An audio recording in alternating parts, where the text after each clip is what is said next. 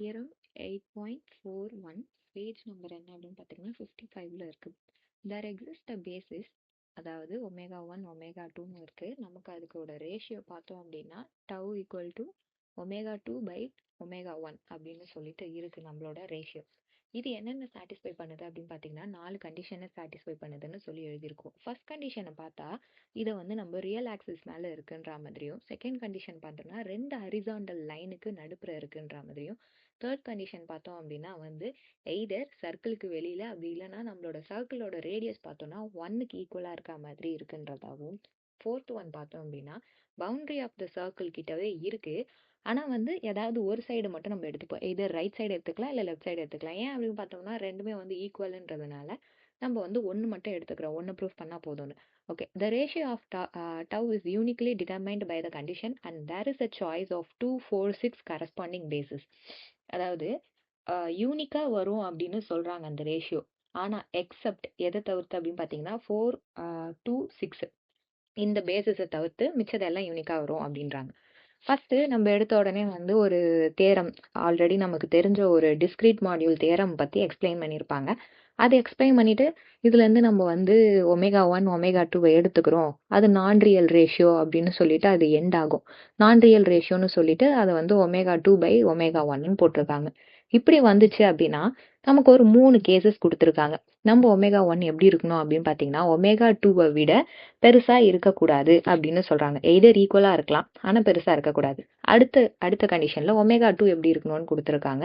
இது ரெண்டுத்தையும் ஆட் பண்ணாலும் வந்து அதை விட பெருசா இருக்கக்கூடாது, இல்ல ஈக்குவலா இருக்கலாம். திருப்பியும் ஒமேகா 2க்கே வந்து என்ன ஒரு கண்டிஷன் அப்படின்னு பார்த்தீங்கன்னா மைனஸ் வச்சு ஒரு கண்டிஷன். இது 3ம் இருக்கு. Okay, in terms of okay டவ்வை வச்சு பார்க்கும்போது நமக்கு வந்து இந்த இந்த கண்டிஷன்லாம் எதுக்கு ஈக்குவலண்ட்டாக இருக்குது அப்படின்னா நமக்கு ஆல்ரெடி கொடுத்துருக்காங்கல்ல இங்கே 3 and 4 இந்த 2 இந்த இது ரெண்டுத்துல இருக்கிற மாதிரி ஈக்குவலண்ட்டாக இருக்குது, இதுக்கு ஈக்குவலண்ட்டாக இருக்குது அப்படின்னு சொல்கிறாங்க.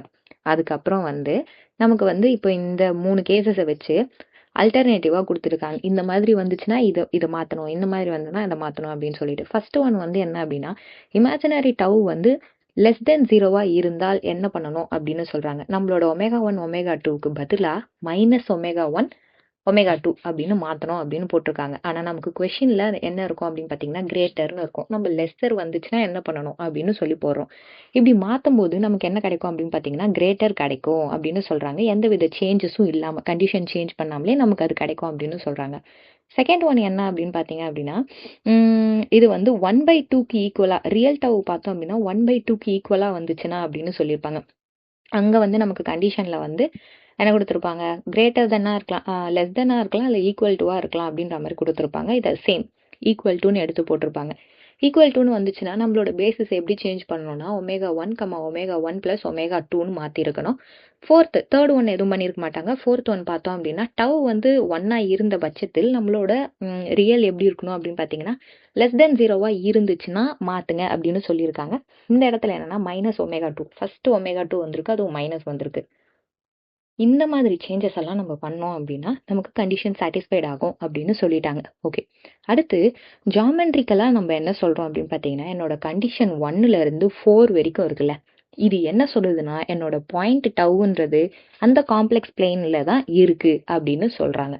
வேற ஒன்றுமே கிடையாது. இப்போ நம்ம மேலேயே சொல்லிட்டோம் இது வந்து சர்க்கிள், இது வந்து ஹரிசாண்டல் 2 லைனுக்கு நடுப்புற இது பவுண்டரியில் இருக்குது அப்படின்ட்டு. அதே தான் அவங்க திருப்பி இது எங்கெல்லாம் பவுண்டாக இருக்குன்னு பார்த்தீங்கன்னா சர்க்கிள்குள்ள, வெர்டிக்கல் லைன்ஸ்குள்ள, அப்படி இல்லைன்னா only the part of the பவுண்டரிக்குள்ள இன்க்ளூட் ஆகியிருக்கு. செட்டு வந்து ஓப்பனாக இல்லைனாலும் இதை வந்து நான் ஃபண்டமெண்டல் ரீஜியன்னு சொல்கிறேன் அப்படின்னு சொல்லிட்டாங்க. அடுத்து கீழே பார்த்தோம் அப்படின்னா நமக்கு ஒரு நியூ ரேஷியோ டவ் டேஷ் வந்து கொடுத்துருக்காங்க.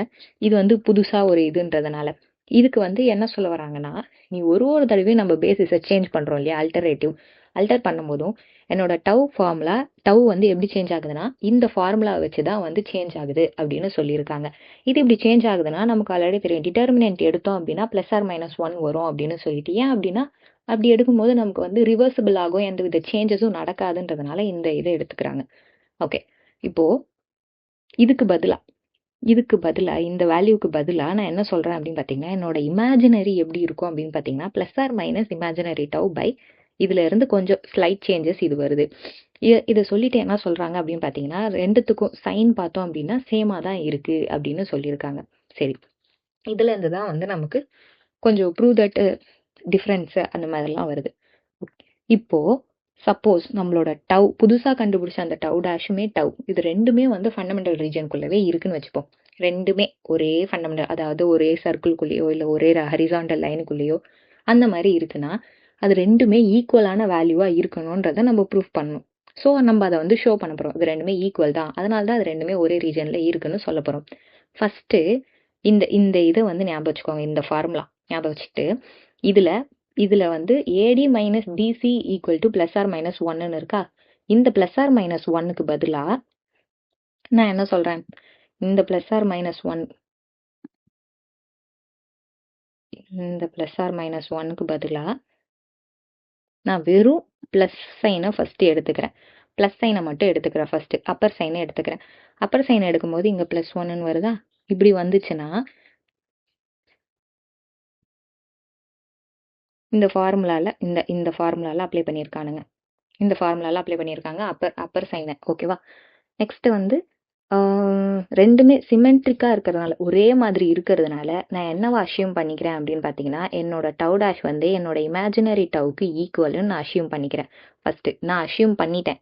இப்போது இது ரெண்டும் ஈக்குவல் ஆகணும்னா என்னோட பேஸ் வந்து ஒன்னாக இருக்கணும் இல்லையா? இந்த பேஸ் ஒன்னாக்குறதுக்கு நான் என்னென்ன பண்ணுறோமோ ஃபுல்லாக பண்ணுறேன். இப்போ என்ன பண்ணுறேன் அப்படின்னா, என்னோட சி டவ் ப்ளஸ் டி இதை வந்து ஒன்னுக்கு ஈக்குவலாக இருக்கணும், இல்லை ஒன்னை விட கம்மியாக இருக்கணும். இதை ப்ரூஃப் பண்ணுறதுக்காக எனக்கு என்ன தெரியும் அப்படின்னா, ஒரு சில பாசிபிலிட்டி மட்டும்தான் இருக்குது இங்கே இந்த லைன்ஸில். அதில் ஒன் ஆஃப் த பாசிபிலிட்டி எது அப்படின்னு பார்த்தீங்கன்னா, சி வந்து ஒன்று ஜீரோவாக இருக்கணும், அப்போ வந்து டி ப்ளஸ் ஆர் மைனஸ் ஒன்னாக இருந்தால் தான் அதுக்கு பாசிபிள் அப்படின்னு கொடுத்துருக்காங்க. ஸோ ஃபஸ்ட்டு வந்து இவன் சொன்ன மாதிரியே வந்து சி வந்து 0, டி வந்து ப்ளஸ் ஆர் மைனஸ் ஒன் வச்சு நான் ஒரு பாசிபிலிட்டி போடுவேன். அடுத்து இது வந்து சி எனக்கு 0 ஆகலை அப்படின்னு சொல்லிட்டு சி 0வா இல்லை அப்படின்னா ஒன்று வந்து சி 1ஆ இருக்கலாம், அப்படி இல்லைன்னா சி வந்து 1 விட பெருசாக இருக்கலாம் அப்படின்னு சொல்லி 2 கேஸ் வருது. ஓகே, சி 1ஆ இருந்துச்சுன்னா அப்போ என்னோட டி என்னவா இருக்கும் அப்படின்னு பார்த்தீங்கன்னா, ஒன்று ப்ளஸ் ஆர் மைனஸ் ஒன்னாக இருக்கலாம், இல்லை டி ஈக்குவல் டு 0வா இருக்கலாம். இதை ஃபுல்லாக ப்ரூஃப் பண்ணிங்கன்னா வந்து இந்த ப்ரூஃப் வந்து எண்ட் ஆயிரும். அவ்வளோதான், முடிஞ்சு. இப்போ ஃபர்ஸ்ட் கேஸ் பார்ப்போம். சி வந்து 0வா இருக்குது, டி வந்து ப்ளஸ் ஆர் மைனஸ் ஒன். இந்த இடத்துல ப்ளஸ் ஆர் மைனஸ் ஒன்னாக இருக்குன்னா இது போயிருமா? சி வந்து 0 ஆயிடுச்சுன்னா அப்போ டி வந்து ப்ளஸ் ஆர் மைனஸ் ஒன்னு வந்துடும். இது இது இது ப்ரூஃப் பண்ணோம்னா நமக்கு என்ன தெரியும்? இந்த டிட்டர்மினன்ட் இது தெரியுமா? நம்ம ப்ளஸ் ஒன்னு தான் எடுத்திருக்கோம், நமக்கே தெரியும். ஸோ இது 0 ஆயிடுச்சுன்னா எனக்கு இது என்ன? இது ஈக்குவல் டு ஒன்னா? இது 1 வரணும்னா ஒன்று வந்து ஏ வந்து ரெண்டுமே ஏவும் டியும் ஒன்னா இருக்கலாம், அப்படி இல்லைன்னா ஏவும் டி ரெண்டுமே வந்து மைனஸ் ஒன்னாக இருக்கலாம். -1 × -1 வந்து 1 ஆயிரும். ஸோ இது முடிஞ்சிருச்சு. இந்த கேஸ் முடிஞ்சோடனே நான் என்ன சொல்லியிருக்கேன் அப்படின்னு பார்த்தீங்கன்னா, பிக்கு வந்து 0 கொடுத்தேன்னா இந்த பட்சத்தில் இந்த இந்த இந்த இடத்துல எங்க பிக்கு வந்து நான் 0 கொடுத்தேன் அப்படின்னா என்னோட இது வந்து இது ரெண்டுத்துக்கும் ஈக்குவல் ஆயிரும் அப்படின்னு சொல்லி நான் வந்து ப்ரூஃப் கொடுத்துருவேன். நெக்ஸ்ட் வந்து பார்த்தோம் அப்படின்னா, இங்கே சொன்ன மாதிரி சி 0ன்னு பண்ணியாச்சு. அடுத்து சி 0 இல்லைன்னு சொல்லி நம்ம பண்ண போகிறோம். சி 0 இல்லை அப்படின்னு பண்ணோன்னா ஃபஸ்ட்டு விஷயம் நான் என்ன பண்ணுறேன் அப்படின்னா, மல்டிப்ளை பை சி. இந்த இடத்துல வந்து ரெண்டுமே டிவைடட் பை சி பண்ணுறேன். அப்போ இந்த சி இங்கே கீழே ஒரு சியும் கேன்சல் ஆகிடும். இதுக்கு பதிலாக இங்கே கீழே வந்து சி வரும், இங்கேயும் வந்து சி வரும். இப்படி வரும்போது எனக்கு இங்கே 1 வந்தால் தான் இது வந்து equal to or less than 1ன்னு வரும். அதனால் நான் வந்து இந்த நாட் ஈக்குவல் டு 0ன்னு எடுத்துக்கிட்டாலே நான் 1 தான் இம்ப்ளைஸ் பண்ணுது அப்படின்னு சொல்கிறேன்.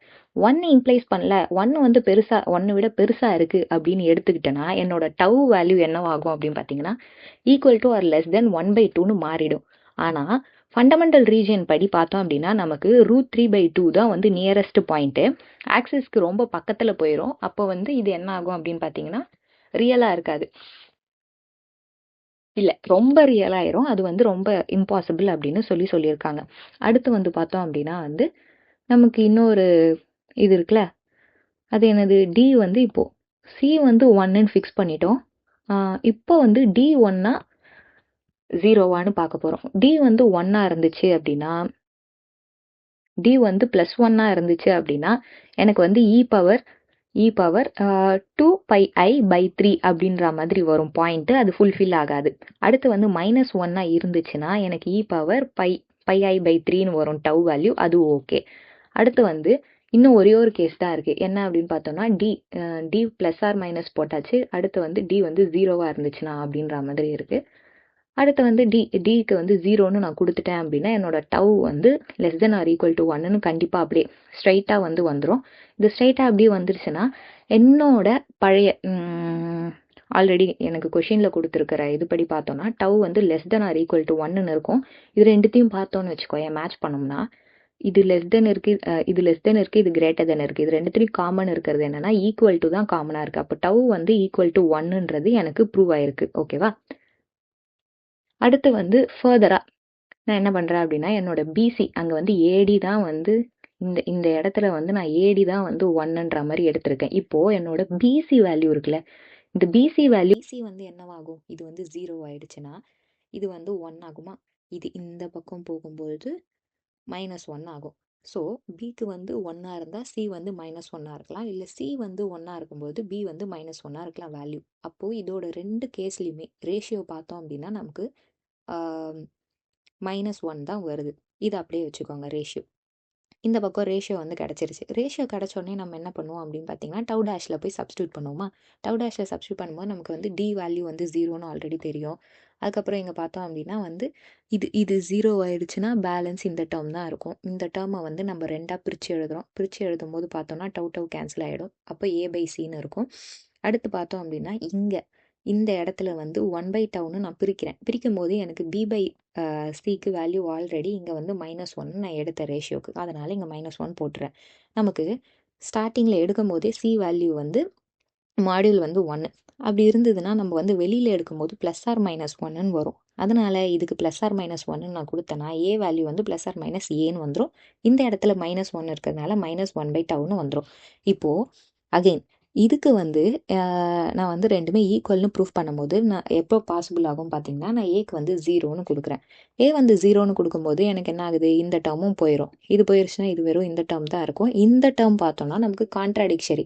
எதுக்கு அப்படின்னு பார்த்தோம்னா எதுக்கோட பார்த்தோம் அப்படின்னா வந்து 4th ஒன்னோட கான்ட்ராடிக்ஷன். ஏன் அப்படின்னு பார்த்தோன்னா நமக்கு ரெண்டுமே வந்து சிமிலராக இருக்கணும் அப்படின்னு நம்ம சொல்லியிருக்கோம். ஆனால் இங்கே வந்து சிமிலராக இல்லை, இது மூவ் ஆகிக்கிட்டே இருக்குது. -1/tனா இப்போ கொஞ்சம் வேறு எங்கேயோ போகுது லெஃப்ட் ரைட்டுன்னு.